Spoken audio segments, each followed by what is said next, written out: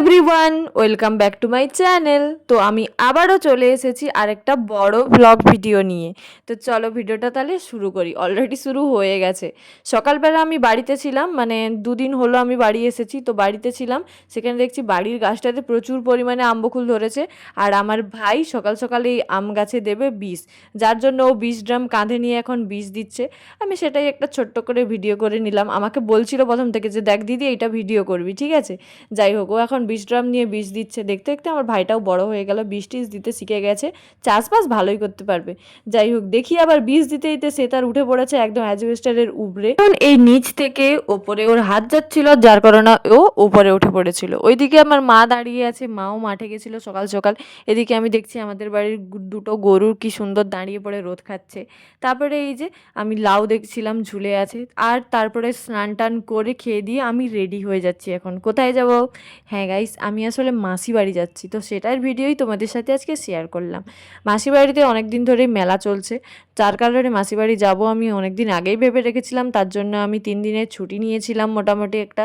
তো তারপরে 3 দিনের ছুটি নিয়ে আমি এখন মাসি বাড়ি যাচ্ছি। ছুটির যেহেতু আজকে প্রথম দিন ছিল, সকাল সকাল মা, আমি, ভাই সমস্ত ঘরের কাজ সেরে মা আর ভাই এখন বেরিয়ে পড়েছি আমরা। তারপরে এই যে আমাদের বাজার, এইটা এখানে দাঁড়িয়েছিলাম।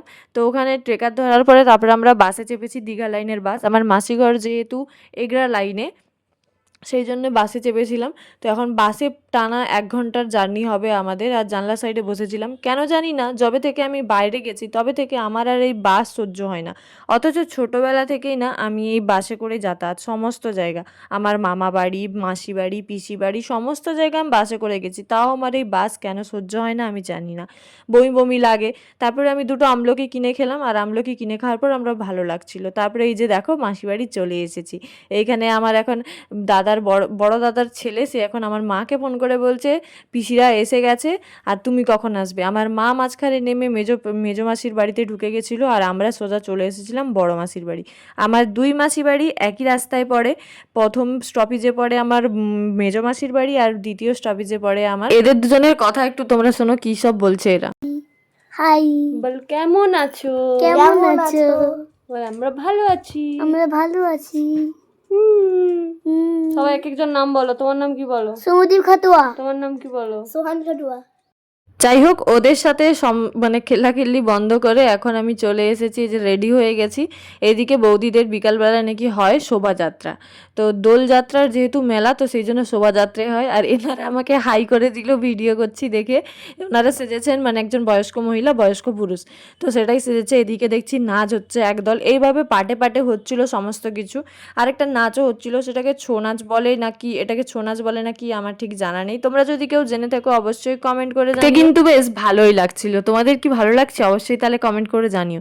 যাই হোক, তারপরে এই যে দেখো এইগুলো সব দেখতে দেখতে আমরা এক লাইন ধরে চলে যাচ্ছিলাম সবাই মিলে। এদিকে দেখছি আবার রন পাপড়ে এই মেয়ে আর ছেলেগুলো মিলে রন পাপড়ে নাচ করতেছিল গানের তালে তালে।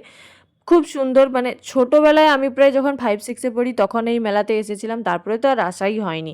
তারপরে এই এখন এলাম, তাও আবার অনেক করে মাসি বলেছিল, প্রায় 2 বছর পরে আমি মাসি বাড়ি এলাম। এদিকে চলছিল শিব পার্বতীর তাণ্ডব নৃত্য, সেই সব দেখে এসে বাড়িতে এখন ফল প্রসাদ খাওয়া চলছে, মা, মাসি আর সবাই মিলে বসে পড়েছি আমরা। তারপরে চলে গিয়েছিলাম একটু মেলা ঘুরো ঘুরো করতে। এদিকে মন্দিরটা দেখলাম, তারপরে এইখানে অনুষ্ঠানও চলছিল, অনুষ্ঠানও দেখলাম একটুক্ষণ। আর তোমাদের সাথে আমার লুকটা তো শেয়ার করা হয়নি, আমাকে কেমন লাগছে অবশ্যই কমেন্ট করে জানিও। এদিকে এখন অনুষ্ঠান যে চলছিল সেটারই একটা নাচ দেখছিলাম, মা কালীর একটা রূপ, মানে ওই মেয়েটা সত্যি অসাধারণ করেছিল। উড়িষ্যার একটা গ্রুপ ছিল, অনেক সুন্দরভাবে করেছে ওরা। মানে এই মা কালীর রূপটা দেখে ফোনে কেমন দেখাচ্ছে আমি ঠিক জানি না, কিন্তু কাছ থেকে দেখলে তোমাদেরও লোম শিউরে উঠতো, এমন একটা ব্যাপার। উড়িয়াদের অনুষ্ঠান আমি এতদিন যে ভুবনেশ্বরে ছিলাম 3 বছর, তো আমি কোনোদিনও দেখিনি, এই প্রথমবার দেখলাম। আমার দেখে তো ভালোই লেগেছে। ওদের একটা মানে ব্যাপার আছে কি, শুরু থেকে শেষ পর্যন্ত ওরা নিখুঁতভাবে সুন্দরভাবে সাজিয়ে একটা কাজ করে, সেই জিনিসটা আমার খুব ভালো লেগেছিল। অনুষ্ঠানের শুরু থেকে শেষ পর্যন্ত খুবই সুন্দর ছিল। তোমাদের একটু জুম করে মা কালীর এই রূপটা তোমাদের সাথেও আমি একটু শেয়ার করি। দেখো তোমরা, ওই মেয়েটা সত্যি অসাধারণভাবে নেচেছে। মেলাটা থেকে আমার মাসি বাড়ির দূরত্ব খুব একটা নয়, খুব সামনেই, তাই যখনই মন চায় যাওয়া আসা যাবে। তো সেই জন্য তারপরে আমরা রাত্রি 9টা তখন বাজে, মা, আমি, বৌদি আমরা সবাই মিলে এই যে দেখো এখন বাড়ি চলে এসেছি। তো আজকের মতো তোমাদের সাথে টাটা বাই।